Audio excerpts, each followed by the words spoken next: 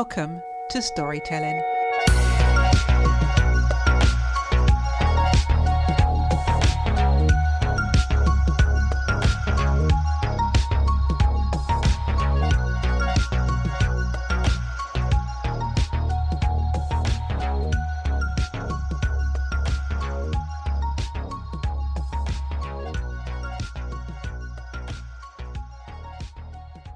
This week's guest is a curious guy from Pittsburgh who's always strayed far from home, literally.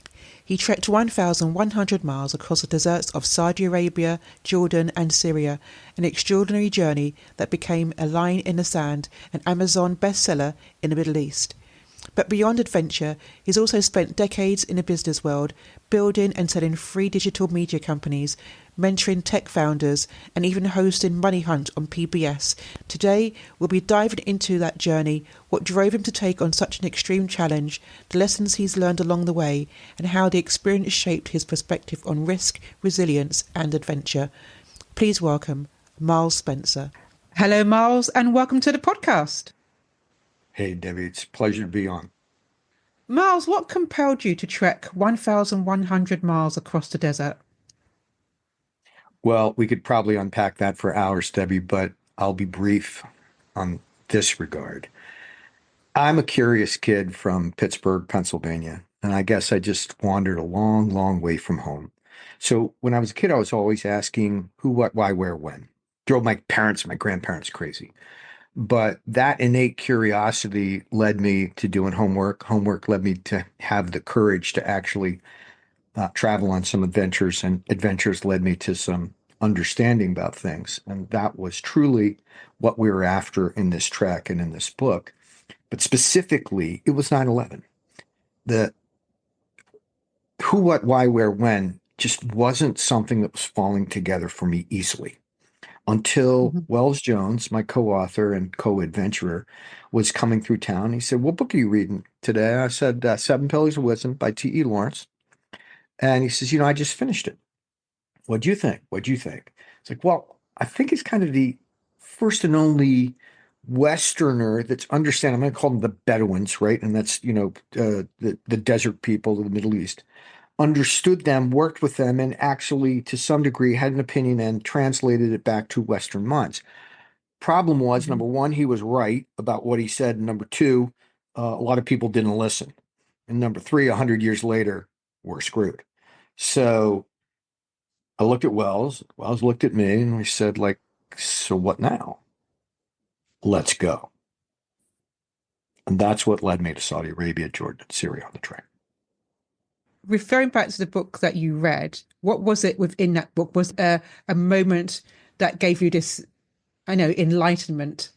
I had actually read a wonderful psych profile on him by Mack called The Prince of Our Disorder. In other words, if this situation in this area is screwed up, he's the king of it all.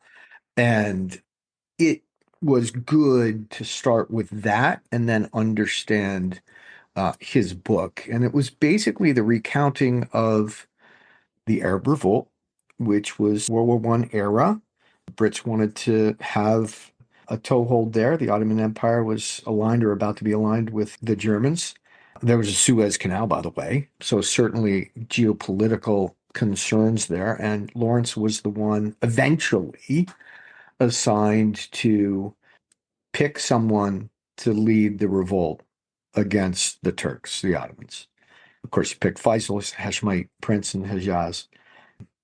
The way he described, some of my friends say, stranger in a strange land, right? You're reading this book. It's almost like you're reading something out of Alexander Dumas or Conrad or something that, wow, I've never been here. These people talk differently, think differently, do things differently. But this guy seems to be able to translate between the two and get things done. That was really compelling. And I like journeys.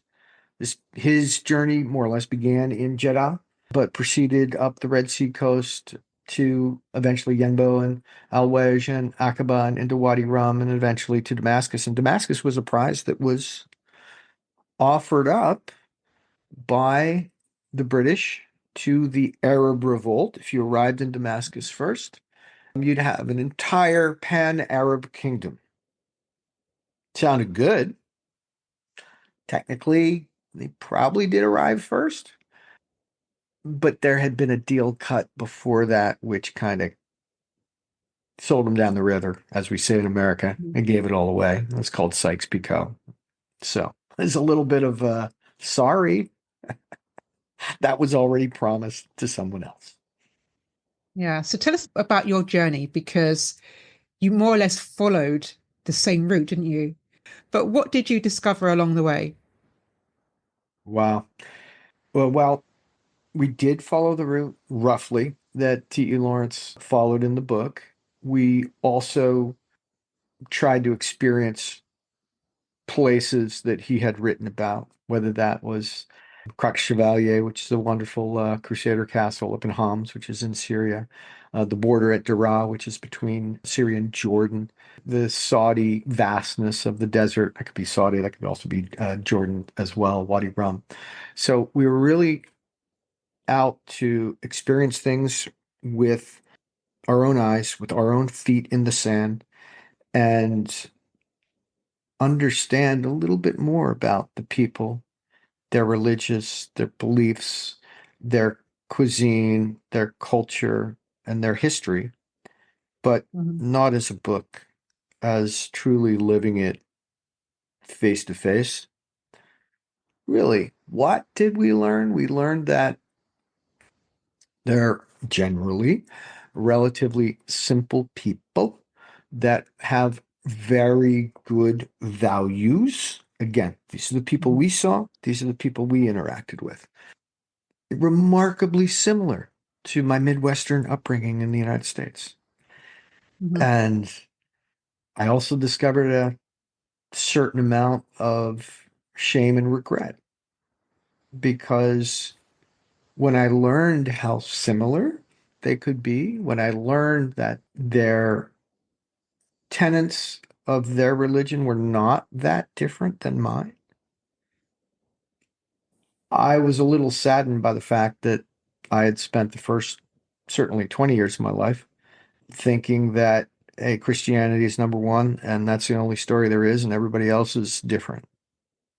Just so that we do have a proper contrast, tell us about your upbringing and how it compared to what you discovered on your travels. Well, I think I was truly an average guy from a Midwestern town. I was the third of four children. My father was the 10th of 12 children. His father was the 23rd of 24 children. You get the picture. There's a lot of Spencers in central Pennsylvania, a lot of coal miners, a lot of truck drivers, not a lot of continuing higher education, but pretty good at sports. So I had fairly happy childhood. My mother and father were both regulars at church. Let's go with 3 out of 4 weekends. And we put on coat and tie. And if we behaved well, we got to go to McDonald's and get a burger and fries afterwards. So that was incentive enough. It was a steel town, so it's a lot of hardworking folks. And not a lot of understanding or opinions about what was over there going on. Mhm. Look, in the First World War, America didn't jump in right away. Second World War, America didn't jump in right away. Uh, Vietnam, they were late to the party as well. That didn't work out very well. In any event, it's a country that is a bit isolationist or had been. That's what I grew up in. I did not know or meet a Jewish person until I was 14 years old. First one. Mhm. I did not know or meet a Muslim or know that they were Muslim until I was away at boarding school. I was like 15 or 16. I did not make a trip internationally until I was 18 years old. I got on a TWA airplane to Paris and got to study there and learn some French. So I went, as I said, Midwestern boy that wandered a long way from his hometown. A lot of these things I learned later in life. And that's okay. I'm glad I learned them. But Wells had a friend, Wells, my co-author in the book. Wells had a friend from Colorado that when he first told of our planned trip, first one, Hmm. this friend said to Wells, well, go get him. I think those three words say an awful lot about Midwestern America and what they think of, the Middle East and the people of the Middle Hmm. East. And happily, we got the opportunity to see otherwise and share it with people. You mentioned the very similarities in religion, for example, and the fact that you met a lot of decent people. Were there other comparisons that you want to share as well? Sure, we were in a town called Magar al-Shayab, which is in the northwest corner of Saudi Arabia, not far from the Jordanian border, not far from the Israeli border, towards the Red Sea. And our guide is going on, and his accent's pretty tough. And yes, this is archaeological dig. And in time long ago, he loved that phrase. There was Hagar and Musa and Ezra and Ibrahim. I go, hold on. Those characters are from the Bible. Where Mm. did you get those stories? And so he got them from the Quran. Like, all right, how many you got? And he named like a dozen. And they all line up.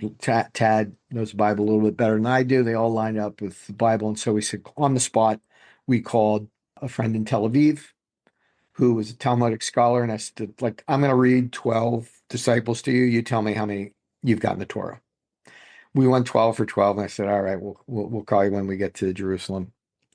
And I looked at each other and at that moment realized, as I referred to earlier, the depth and breadth of our ignorance and the Hmm. fact that there were this many common stories with this many common prophets about this common area. We are all running around pretending that we're tremendously different. Mm. Yes, there are differences. Yes, those differences get magnified, especially on the extreme edges. And those differences create conflict and dialogue. But the reality is that we experienced the similarities were laughably prevalent. I just want to come to your book now, Line in the Sand, because you're able to very clearly describe all those various cultural descriptions in your book. How did you manage to clearly describe it within the book to actually allow the readers to actually have that vision? To answer the question, I need to go back a little. I talked about curiosity. I talked about doing the homework. I talked about homework giving you the courage to take an adventure and a journey. And part of that homework was actually 6 months of training for our personal security. Our kidnap and ransom policy demanded that we hire someone, and we hired a guy from Sandhurst who was previously the head of security for the royal family. And he taught us all about personal security Mhm. in the region. And so, because of that training, I can answer your question. Because of that training, we weren't afraid. We were Mhm. aware. We were a team of two that was highly trained and highly attuned, and we were able to listen, and we were Mhm. able to understand, and we were able to soak it all in. That if we were afraid or suspicious or defensive or anything like that, I don't think we would have received any of those signals. Mhm. Now, writing about it is an entirely different thing, but we did have the experience, the personal, Mhm. in country, in depth experience to just simply recall it. It wasn't a library that gave us that. I'm going to change the question slightly because one thing you also managed to incorporate in the book were the use of regional recipes. You talked about food a lot. How does the role of food play within the storytelling and within those cultural elements as well? Well, there's a couple of layers there, Debbie. First of all, I'm a chef with a small C. I grew up in a restaurant. I've been cooking all my life. at various levels, both in service in a restaurant and in service of my kids after school. So I like to cook. Wells and I like to eat. And so we fuel our training and we fuel our adventure and our minds with a lot of different recipes for a lot of different foods. And we generally make them ourselves. Mhm. And we take great pleasure in sourcing that and in preparing that and in serving that and in sitting around the table and enjoying that. It's an entire process. So the food we had there was so unique and so delicious that it felt like we were cheating the readers if we didn't describe it and indeed allow people to make it for themselves if they wanted to try. And food also had a strategic import. Not a small number of times when we were negotiating something, asking for something, there would be something on the brazier cooking not far away from us. And we got the clear message that we would not be eating until we finished this discussion. So it was a negotiating device to a certain extent. And the only time we ever had a meal um, that wasn't under that context was we rolled up to a burger joint named Fuddruckers, which is from Houston, Texas, and had ourselves some burgers, and the burgers came out right away. Other than that, it was just one in many layers of leverage and negotiation. Was there a favorite food that you really enjoyed? Yes. Look, there's a lot made about the baba ganoush, bebe, and nana, and we enjoy in country. And there's a special ingredient in the book that makes it truly unique, and I won't spoil it. And that's an everyday favorite, but Mm. my favorite that is actually attainable. Wells and I, after 26 days, found ourselves in Damascus, Syria, fully exhausted. But for the first time, we checked into a small auberge hotel called Biet Al Mamluka. It's right in the old town in Damascus, owned by a French woman. And we were just completely exhausted. I think we got in at midnight or afterwards and fell asleep in beds. First time we've been in beds in a month. And took showers. First time we've had showers in weeks. And we get down to breakfast, and there are the most delightful French croissants, which aren't all that unique, and a wonderful hand churned butter, which again isn't all that unique. But they had rose petal jam, and I had Oh, one wow. spoonful of it on the first croissant. And I said to Wells, "You must try this." And he says, "I don't eat preserves." I was like, "This you will try."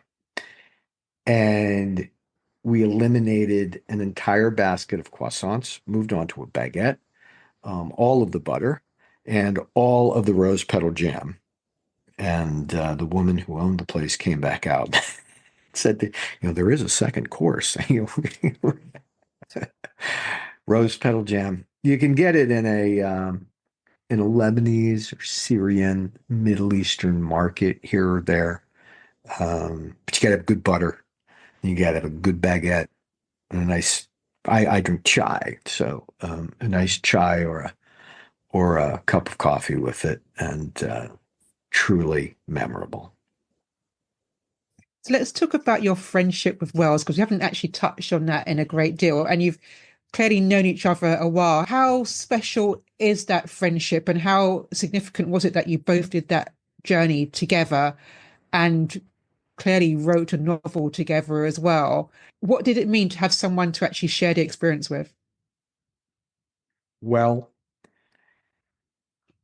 we were lifetime friends the first day we met. You know that kind of guy. Mhm. Wells and I and our friendship has led us to many life-threatening experiences, yet that friendship has also saved my life on many occasions. Mhm. So you can make the argument that if we never met, I would have never been in danger. But then again, I would have never truly lived. You went on to do more global adventures together. What was that experience like, having gone from doing this trek and then going on to do other adventures like running with bulls and kayaking across open seas and other crazy things, which of course were very life threatening. And but you're still here to tell the tale. It's hard to do a interview with someone that didn't succeed in a life-threatening adventure. So I guess here I am up to now. I think it's just table stakes, as they'd say in Vegas, in our relationship. So we're, although we do climb high peaks or dive to great depths or do other adventures like that, it's not about a personal best, right? Hmm.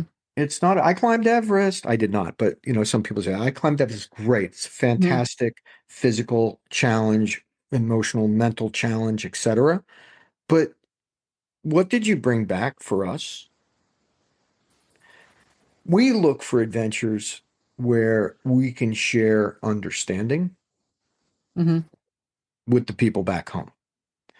And so that certainly is a line in the sand in the Middle East.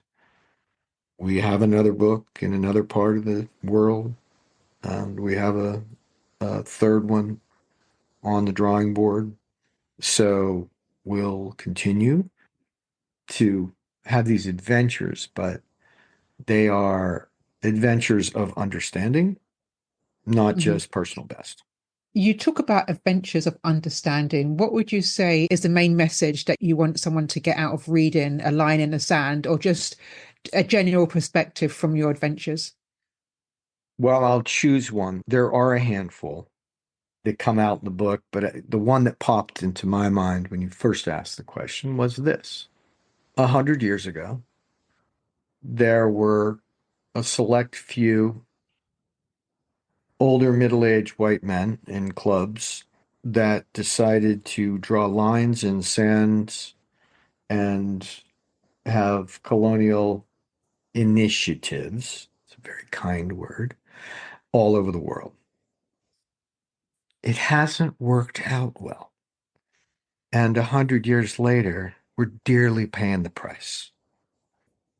And as a middle-aged white man, I've come to grips with the fact that, like, it wasn't me that did it, but it could have done better. Now, with the information they had at hand at the time, you know, I'm sure it sounded like a good idea. But now, with 100 years of hindsight in the rearview mirror, if asked to do it again, and if I had a time travel device and any authority at the Versailles conference, I might have suggested some other options. And it's not just the Middle East. It's happened in many other places across the world. Sorry. I'll do better next time. You are an entrepreneur. As you say, you mentor entrepreneurs as well as your children at home. How do you view risk taking, bearing in mind that you've done all these adventures, which basically is a risk because you don't know what you're going to find when you get there, but obviously you were pleasantly surprised. What would you say that's taught you about business as well? Well, risk is a bit of a mirage for an adventurer or for an entrepreneur because most entrepreneurs are actually quite risk averse. So are most tightrope walkers. There is a tremendous amount of research, there is a tremendous amount of training, there is a tremendous amount of discipline that goes into taking that chance at that moment, hopefully at the right moment, sometimes not. Mhm. I had the opportunity once to meet Philippe Petit, who had just produced a documentary, Man on a Wire, and I think it won the Oscar. He tightrope walked across the World Trade Center. And when talking to him, I mean, it's clearly something I would not attempt. And I probably would not succeed. Perhaps most of the people on the podcast listening would be in the same category. But what impressed me about him was how much training and research and discipline and preparation had gone into that one stunt. And if you think of entrepreneurship in the same way, look, you did mention a few of my entrepreneurial gambits. Along with those 3 successes come 30 failures, all of which were learning opportunities. I didn't fall off a high wire. I'm still alive. But I do remember thinking about Philippe Petit and risk and how that corresponds also to entrepreneurship and other adventures. Have the curiosity, do the homework, do the training, build the courage. That allows you to have an adventure where you can bring back understanding. Miles, what is your next adventure? So there's one that's completed that people don't know about. So Wells and I have our next book, which is based in Havana, Cuba. And so that was quite an adventure as well, along the lines of the line in the sand, just a different location, but with a lot of that same setup that I just talked about. And that'll be out shortly. It's actually on pre-order on Amazon right now. So that's actually happened, but it's not out yet. But truly, my next real life physical adventure is to round canopy parachute jump out of a B-24 departing from Duxford Air Force Base in England over Normandy to reenact the Normandy invasion by parachute together with my family on our Memorial Day. Wow, that is an adventure. Miles, I just want to thank you so much for sharing your story and just allowing us to see how you've managed to change perceptions as well. And I want to thank you so much for being a guest on this podcast. Been a total blast, Debbie. Thanks for having me. If you would like further details about Miles and to order a copy of the book A Line in the Sand, then please follow the links in the show notes.